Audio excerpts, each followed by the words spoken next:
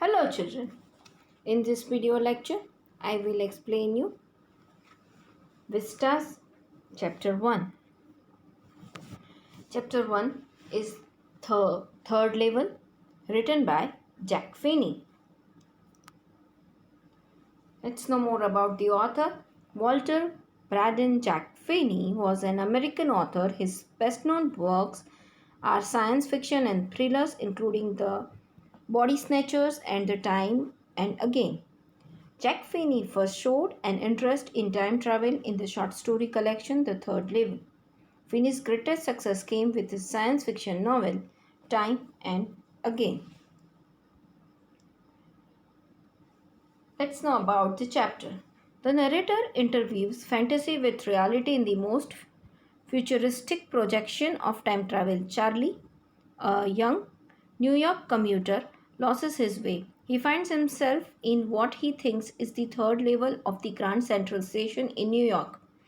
The Grand Central Station has subways on two levels from where the commuters take trains of different destinations.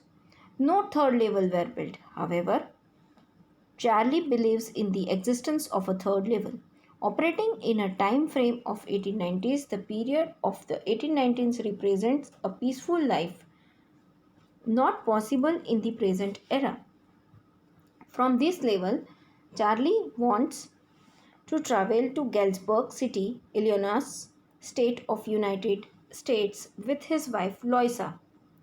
For him, it is a part of reality, while his psychiatrist friend calls it a waking dream with fulfillment. Means they has a pleasant wish that makes them forget about the present. He has indirectly talked about the war. War had irreversible consequences, thus leaving people in a state of insecurity. It is also about modern day problems and how common man tends to escape reality in various means.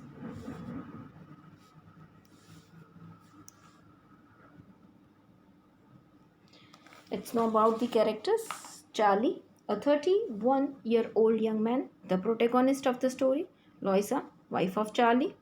Sam Vianney, Charlie's friend, a psychiatrist. The clerk, a ticket window clerk at the third level. President Cleveland, he was an American politician and lawyer who was the 22nd and 24th president in American history to serve two consecutive terms of office.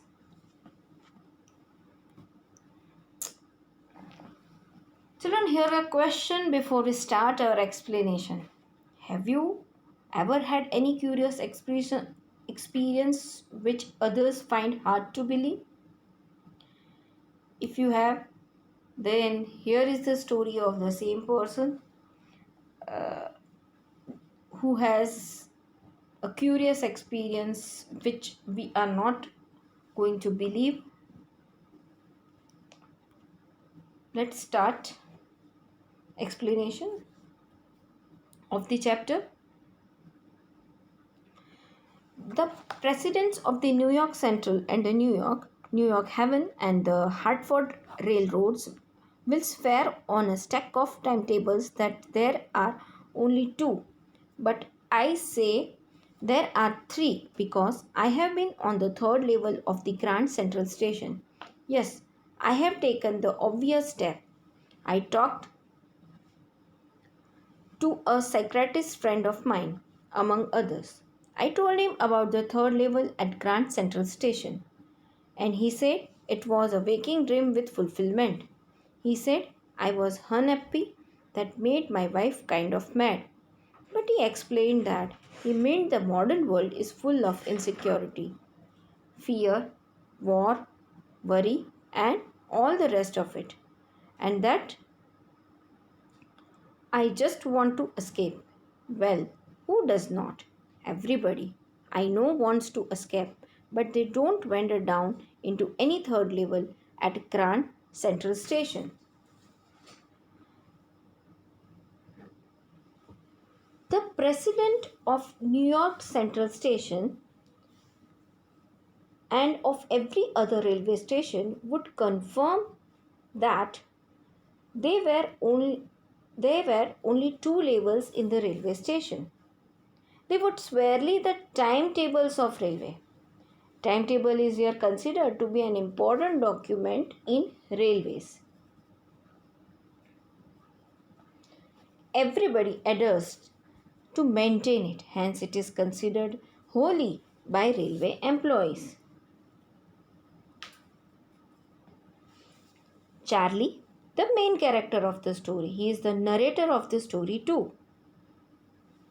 He said that, but there were three levels in a platform because he has gone to the third level of Grand Central Station. Nobody believed him. He started thinking if it was his dream. So he even consulted a psychiatrist. The doctor was his friend. He talked to many other people also. The narrator Charlie told his psychiatrist friend about third level at Grand Central Station. He told the narrator that he was dreaming while being awake and his wish of seeing the third level got fulfilled. His doctor friend further said Charlie that he was happy, therefore he could dream of such a thing. After listening this above explanation, Charlie's wife became very angry, but he explained that the modern world is full of insecurity, fear, war, etc. And he wanted to escape from such bad emotions. In fact, everybody wanted to escape from such bad emotions. But nobody walked to the third level of Grand Central Station. Here, author wants to say his reader that he was the only person who has gone to the third level.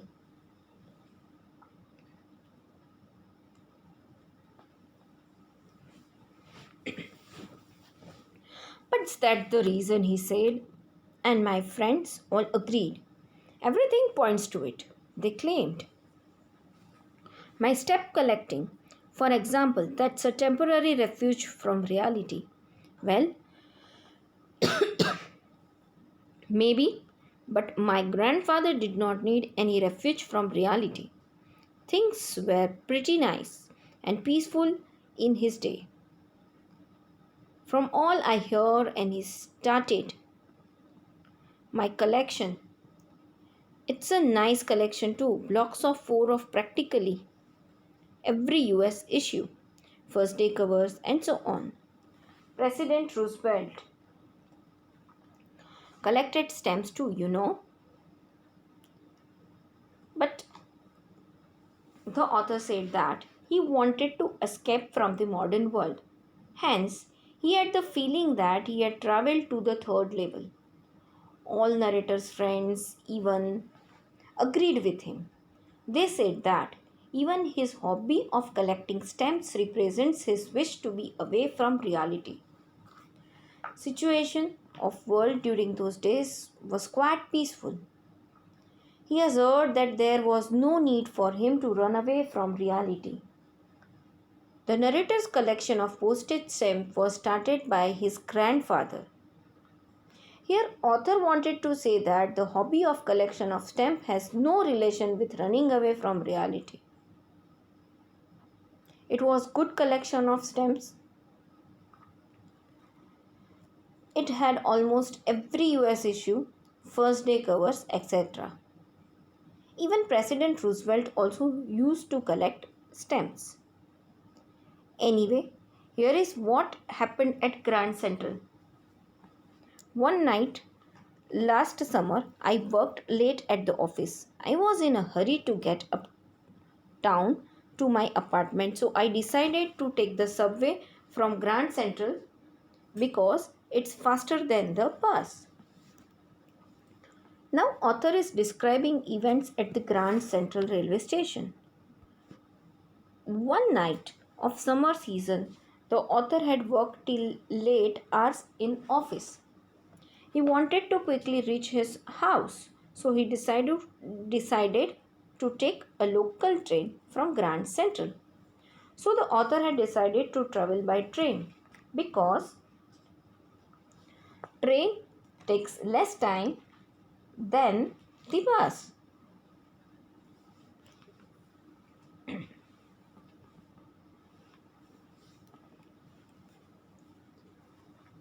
Now, I don't know why this should have happened to me. I'm just an ordinary guy named Charlie, 31 years old, and I was wearing a tan gabardine suit and a straw hat with a fancy band. I passed a dozen men who looked just like me, and I was not trying to escape from anything. I just wanted to get home to Loisa, my wife.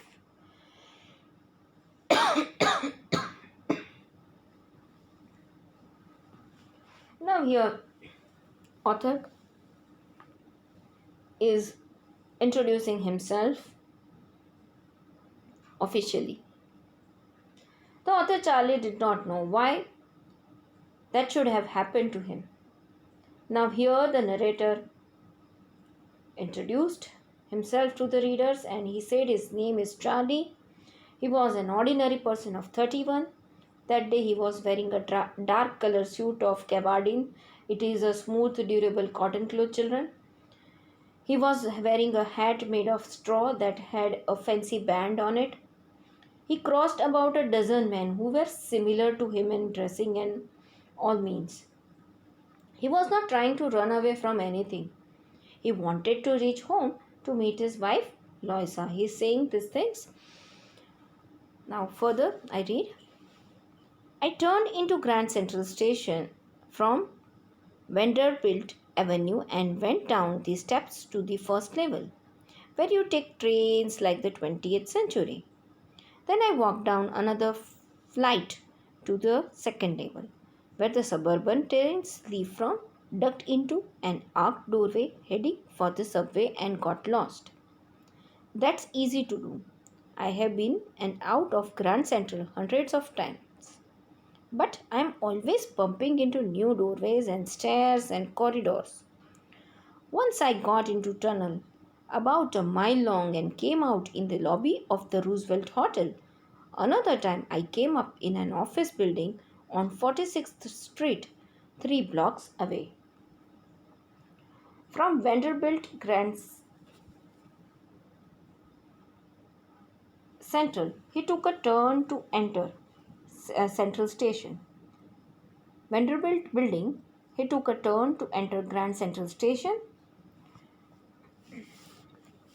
Then the author went downstairs to the first level from where trains by the name of 20th century used to run. Then he walked down through another rows of stairs. He reached second level.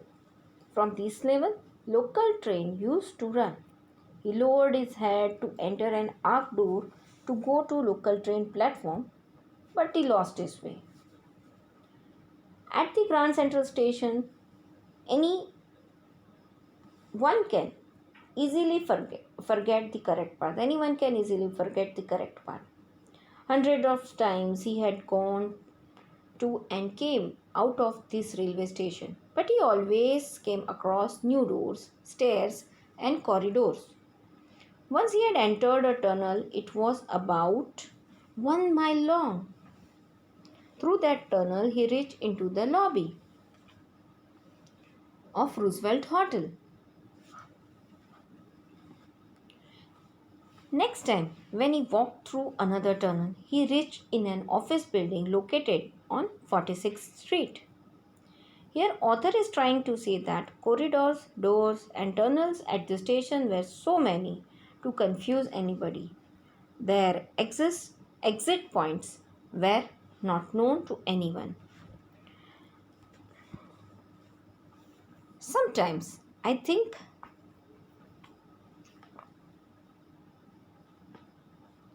Grand Central is growing like a tree, pushing out new corridors and staircases like roots.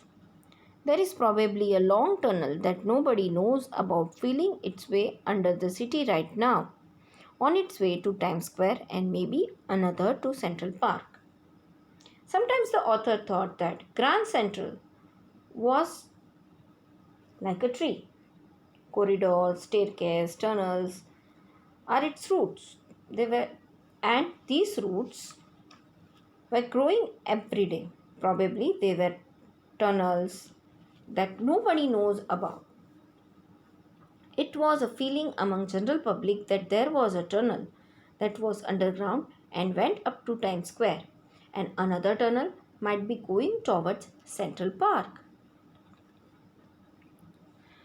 And maybe because for so many people through the year, Grand Central has been an exit, a way of escape. Maybe that's how the tunnel I got into, but I never told my secretist friend about that idea. During previous years, so many people had come out of the Grand Central railway station. So probably it could be considered a way to escape. Probably that was the reason he entered in a tunnel, but he could not told that thought to his psychiatrist friend.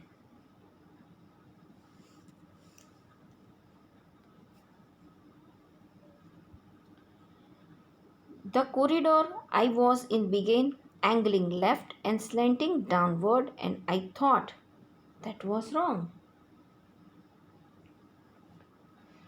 But I kept on walking. As I could hear was the empty sound of my own footsteps, and I did not pass a soul.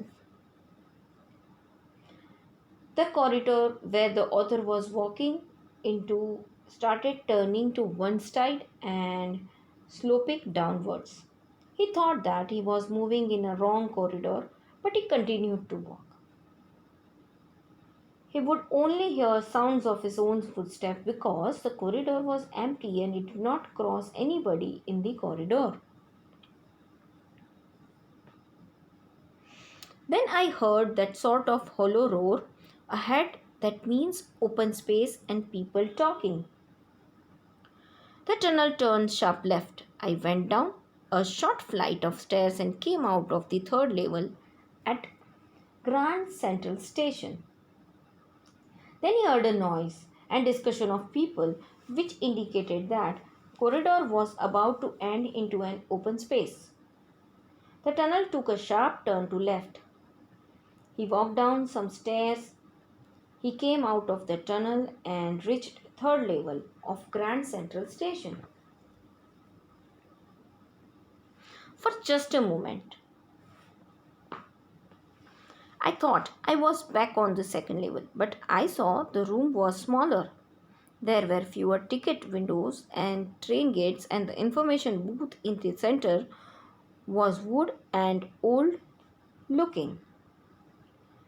For just a moment, the author thought that he had come back to second level, but he noticed that rooms at that level were smaller. Number of ticket counters were less. Number of gates leading to platforms were less. The information booth at the center was made of wood and looked old. Children, information sentence means we can say also inquiry window. And the man in the booth wore a green eye shade and long black sleeve protectors. The lights were dim and sort of flickering. Then I saw why they were open flame gas lights. The person sitting at the information booth had greenish eyes. Their sleeve protectors were long and of black color. The lights were dim and they were flickering. Then he understood why the lights were flickering. The lamps were of gas operated burner type without protection against air.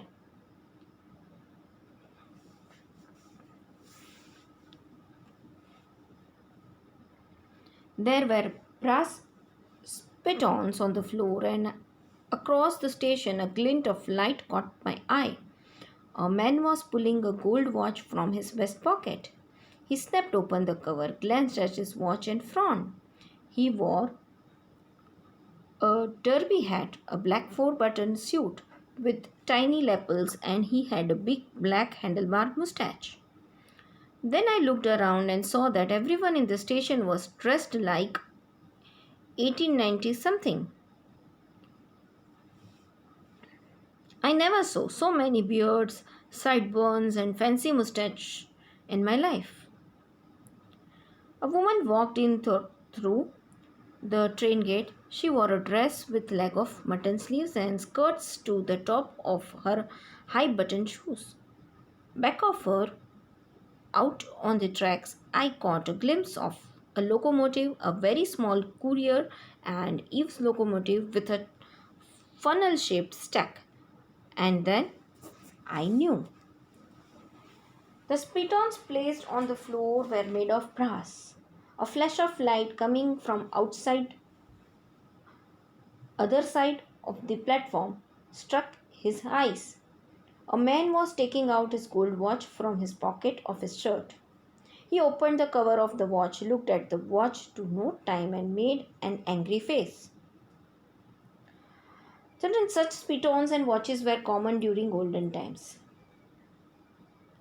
The person he was wearing a derby hat. His coat had four buttons and small flaps. He had a big black mustache of handlebar, white and slightly curved end mustache. That kind of mustache he had.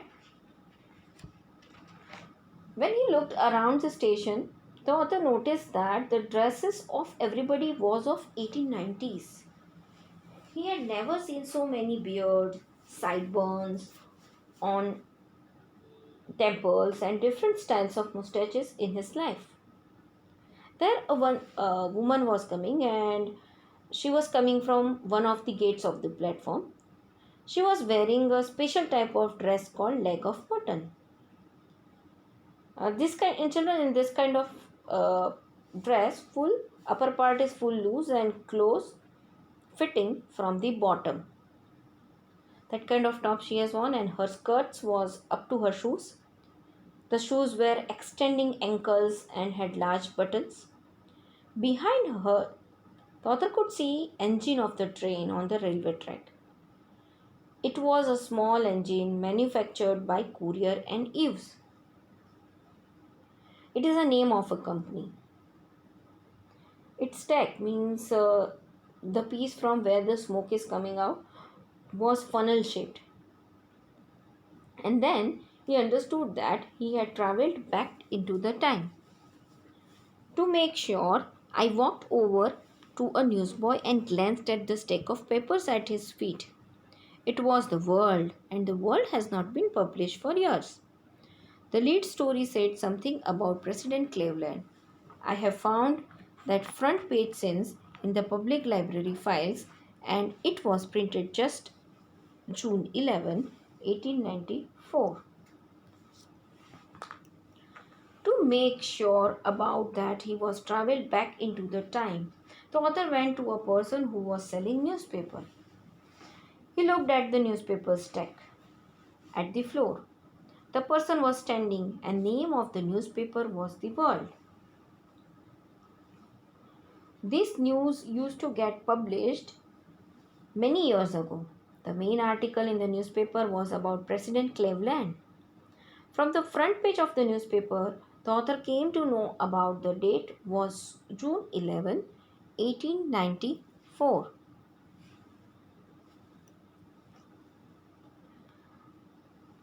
I turned toward the ticket windows, knowing that here on the third level at Grand Central I could buy tickets and would take Loisa and me anywhere in the United States we wanted to go in the year 1894, and I wanted two tickets to Galesburg, Illinois.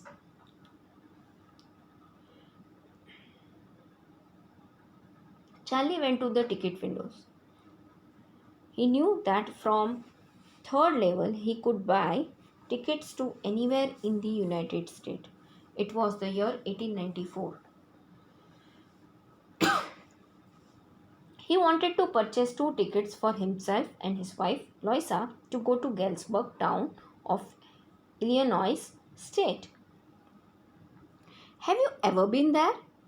It's a wonderful town still, with big old frame houses, huge lawns, and tremendous trees whose branches meet overhead and roof of the streets. And in 1894, summer evenings were twice as long and people sat out on their lawns. The men smoking cigars and talking quietly. The woman waving palm leaf fans with the fireflies all around. In a peaceful world. To be back there with the First World War still 20 years off and World War II over 40 years in the future. I wanted two tickets for that. Have you ever been to that town? Here, author asked his readers to us, and then he explained the beauty of the place. He said, even uh, that time, he was talking about that day, it was a beautiful town. He further described that it has a big farmhouses, huge lawn, and very big trees. Branches of these trees meet at a good height in the sky. These branches create sort of roof over the street, so the roads are covered by the branches of trees and would have a shade. In 1894, summer evening were very long. People used to sit in their lawns. Men would be quietly smoking cigars. Women would be moving a palm leaf hand to help them against the heat. There would be fireflies around. It was very peaceful atmosphere.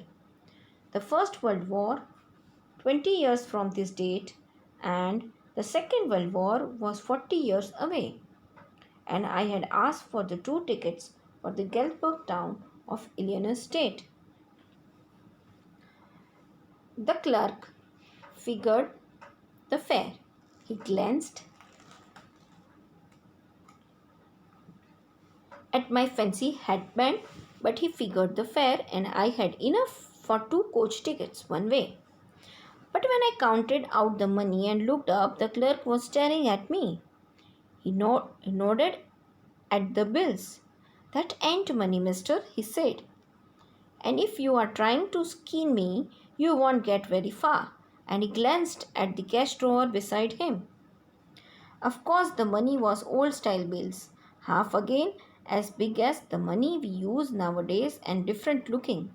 I turned away and got out fast. That's nothing nice about jail even in 1894. The clerk calculated the fare.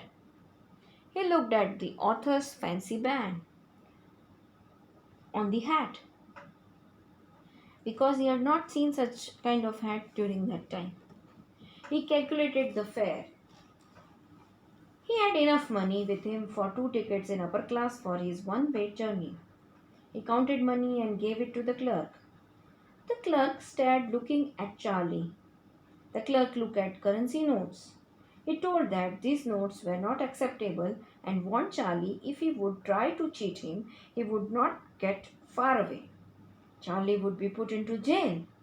Then Charlie looked at the drawer near him. Notes in the drawer were of old style. Size of those notes was about 1.5 times the size of the notes they used during presently or at that time. Those notes were of different type. He turned back and quickly came out of the station. He thought that even during 1894 jails were bad.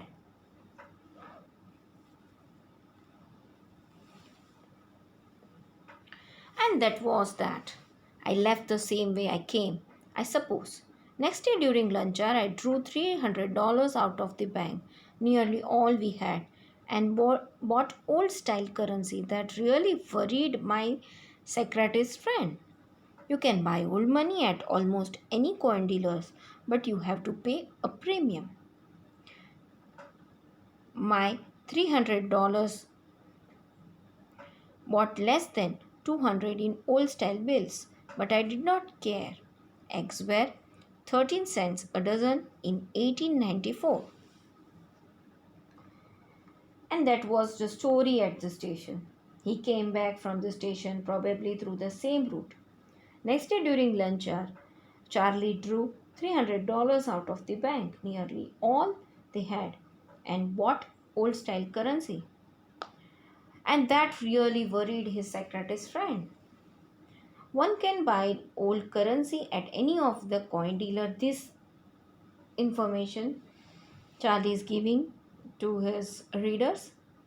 And he say further, But one has to pay more to buy old currency.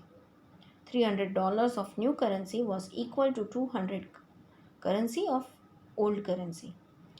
But he did not bother. In 1894, price of eggs was 13 cents per dozen, means it was cheaper in 1894. But I have never again found the corridor that leads to the third level at Grand Central Station, although I have tried often enough.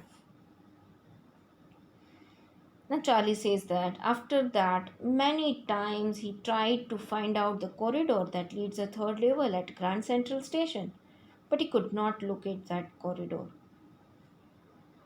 Loisa was pretty worried when I told her all this and did not want me to look for the third level anymore. And after a while I stopped, I went back to my stamps.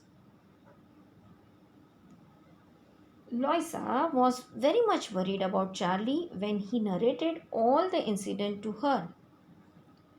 She advised Charlie not to search for the third level again.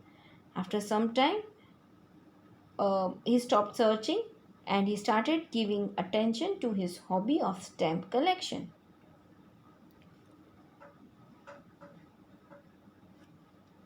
But now we are both looking every weekend because now we have proof that the third level is still there. My friend Sam Vanier disappeared. Nobody knew where.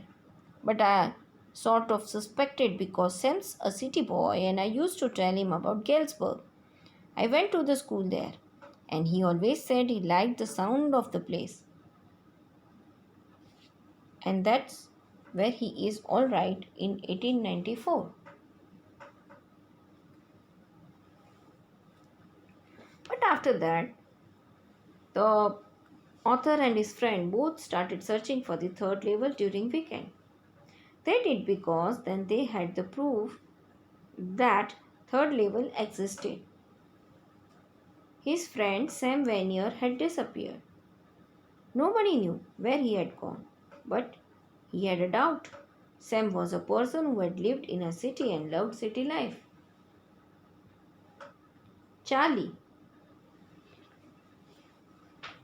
used to tell him about Galesburg.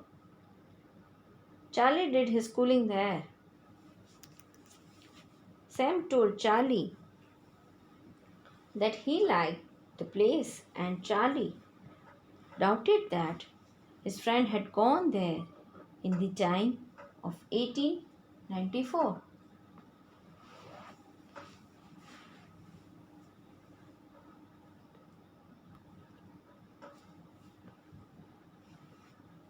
Because one night, fussing with my stamp collection, I found, well, do you know what a first day cover is? When a new stamp is issued, stamp collector buy some and use them to mail envelopes to themselves on the very first day of the sale, and the postmark proves the date. The envelope is called a first day cover. They are never opened. You just put blank paper in the envelope. One day Charlie was looking at his collection of stamps. Then he asked his readers to us, do they know what a first cover is? Children, do you know what is first cover? Now Charlie, he himself explained the answer of the asked question. So let's know what is the first cover. He said, when a stamp is issued, stamp collectors buy some stamps on the very first day. They put the stamp on an envelope and send the envelope to themselves. The seal of the post office prove it was sent on the first day of issue of stamp. Such envelope is called a first day cover. That envelope was never opened. The envelope has a blank paper in it. That night, among my oldest first day covers, I found one that should not have been there, but there it was. It was there because someone had mailed it to my grandfather and his home in Galesburg. That's what the address on the envelope said, and it had been there. Since July 1894, the postmark showed that, Yet I did not remember it at all. The stamp was a 6 cent, dull brown with a picture of President Garfield. Naturally, when the envelope came to Granddad in the mail, it went right into his collection and stayed there till I looked it out and opened it. That night, Charlie looked at one particular envelope among his oldest first day covers. That cover should not have been there, but it was there. Someone had sent to his grandfather at the address of his home that was in Galesburg. He understood this from address on the envelope. The seal of post office on the envelope was of July 18, 1894. But he did not remember seeing the envelope earlier. Value of the stamp was 6 cents. Its color was dull brown and had the picture of President Garfield on it. Obviously, when the envelope came to his grandfather, he had put it in his collection. He opened the envelope.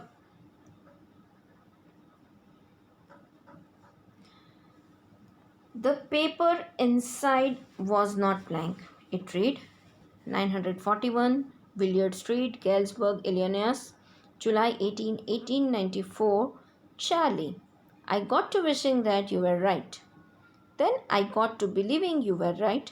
And Charlie, it's true. I found the third level. I have been here 2 weeks, and right now down the street at the deli someone is playing a piano. They are all out on the front porch singing Sing Nellie Home, and I am invited over for lemonade. Come on back, Charlie and Loisa. Keep looking till you find the third level. It's worth it, believe me.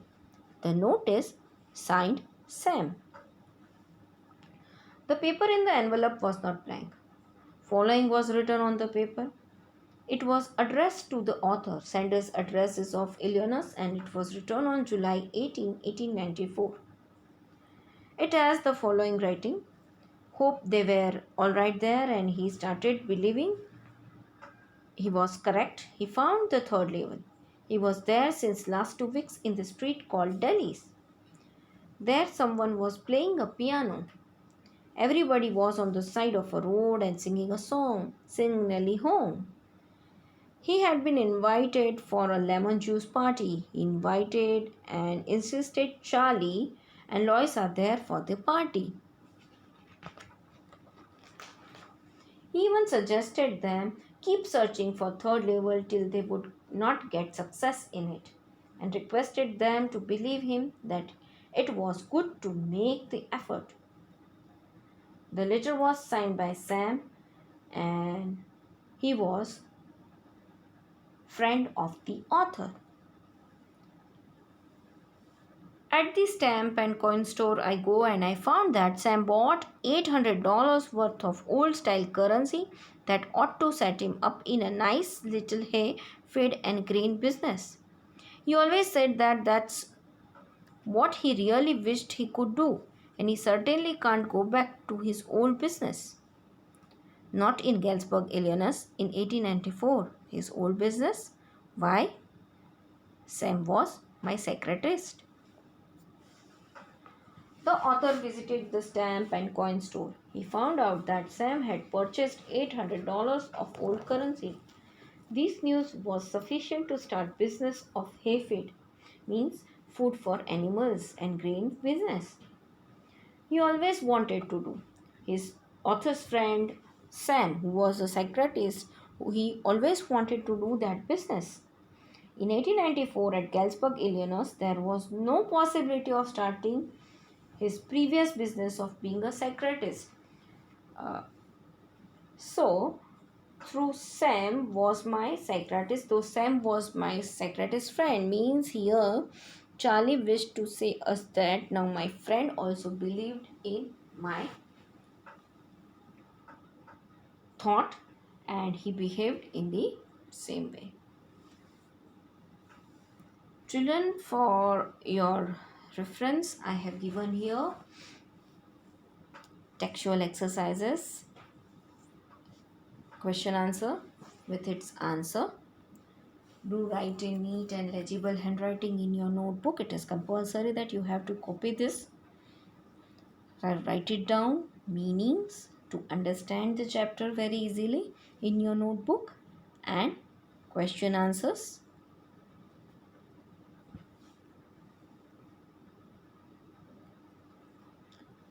Thank you.